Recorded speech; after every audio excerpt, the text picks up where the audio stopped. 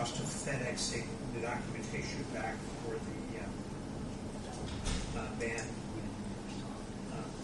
the band paperwork back.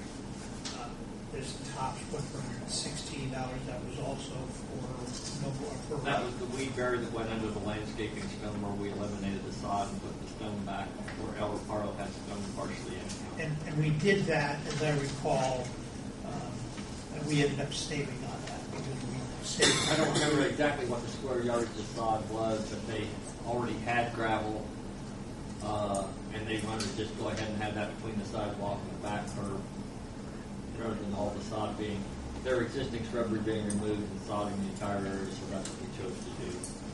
And that was, there was a savings on that over the regular landscape.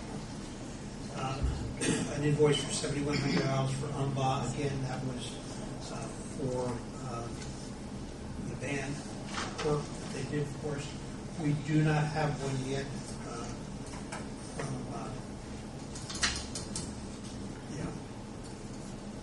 Barnes and Thornburg, are we going to have a bill from them? June was inquiring about it. She was going to call them again. I don't know that he done anything on that, did he? We had gotten a bill from Barnes and Thornburg. I don't know if that was on it or not. I don't have an answer yet, Gary. June was going to inquire. If I don't find out. I'd be surprised if it wasn't some legal. There were? I was thinking they did some stuff.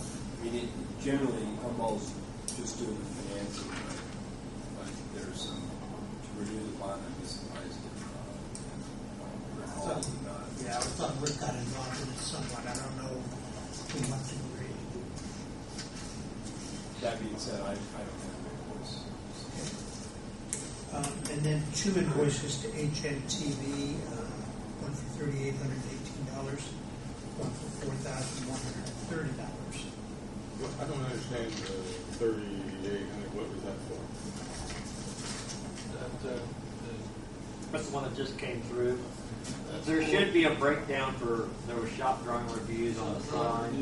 This is changes or something on the project or something? Some construction, things that came up during construction that we You had to come back and do some that work we on needed it? their input on that we went to them for. We didn't have a contract that was designed, so we did it as a general consultant. And the last invoice that's there, and there's no dollar amount on it, is for R.W. Armstrong. That's what I wanted to talk about a little bit. There were some charges on there that, Gary, did you look into the scope of that I contract? did a little bit. Here is the actual reimbursable paragraph out of that. Their inspectors did stay in town overnight, as did I, so we didn't have to get up at midnight to be here.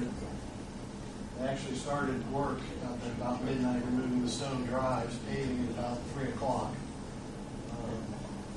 So the meals that's on there was an overnight meal for one of their inspectors.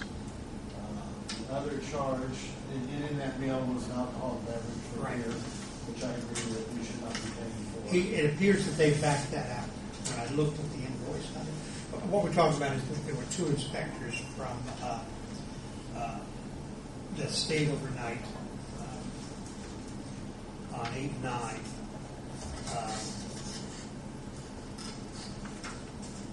From R.W. Armstrong. And in their invoicing, just so it's clear to everybody, there was invoices, there was bills in there for their lodging for the night. The explanation makes sense as to why they stayed overnight. They were working out there midnight or whatever. So that makes some sense to me anyway. There was a charge for one of them for dinner, and on his original receipt, he ate at Wings and Rings. He had down a Bud Light, which shouldn't that be part of his expense account to R.W. Armstrong? well, see, that's how I feel about it. But that's in the appendix to the contract, and that's what Gary just gave you. for those, there's a paragraph in here, for those services performed by the consultant will be reimbursed for direct, non-salary costs, the actual costs of such out-of-pocket expenses directly attributable to the contract, such as fares, round-trip mileage for the consultant, personal place of residence to the assigned job site, a long-distance call, equipment rentals, reproductions, etc., as approved by NDOT and local public agency. Direct non-salary costs for travel reimbursement shall not exceed the limitations on travel expenses set out in the current state of Indiana policy on travel reimbursement. I know it's in the contract. If you look into that Indiana policy, and it's $89 a night for a hotel room and $32 a day for meals. They were under that. The charges were under that. And I know it's in the contract. Doesn't bother me absolutely. But that's in the contract, so they were eligible to be reimbursed for that. One of the things that I saw when I looked through here, They went at it wrong. They went at it wrong. well, one of the things that I saw when I looked at here is that he ate at, one of them ate at Wings and had a Bud Light, and that was on his original one. Well, State Board of Council will not allow us to pay for alcoholic beverages, so then that's backed out of it. I think the other questionable item was the printer cartridge, and the field office is supposed to be supplied by Omera, but one inspector takes a lot of pictures, and he took the camera home and printed those at home on his home printer, and that was the ink cartridge that was paid for. Again, it says reproductions are allowed, I guess that's part of reproductions. It's only been one printer cartridge. Well, I'm just curious. two different things. That's what I'm. There's two different things in here. One is the ink cartridge for $36.35. I mean, we're not talking about a lot of dollars in the whole scope of things. Some of it just sticks in my craw. It's just not here. $36.35 for the ink cartridge. The other thing that bothers me is that he needed a new. One of them needed a new cord for their computer for $21.39, and I'm not sure that that's. I guess my feeling in both of those cases is if we paid for the cord and we paid for the cartridge, we ought to have it back. Now I know that's getting picky, but I don't believe you should pay for the cord. The alcoholic beverage should come out. yeah, Of course not. You know, I got to say something on HNTV's behalf. We have spent a lot of money with HNTV, but we've never been billed for a hamburger or a print cartridge.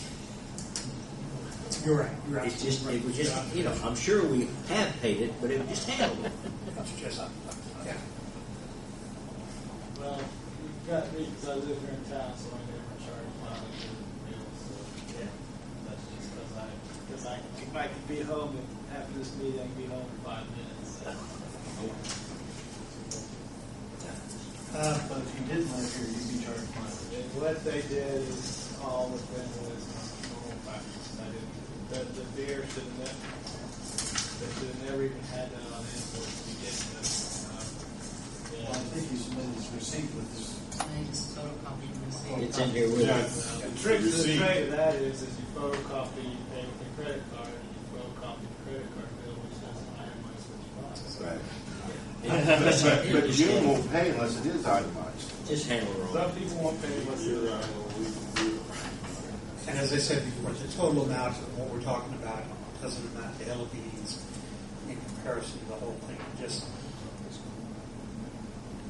And I spoke with June before, and I told her, I said, she goes, well, how do I pay? I said, write on a copy of the invoice, these items are not reimbursable expenses. And deduct the $25 off the invoice and send them a check. Yeah. If they've got a question, they'll call.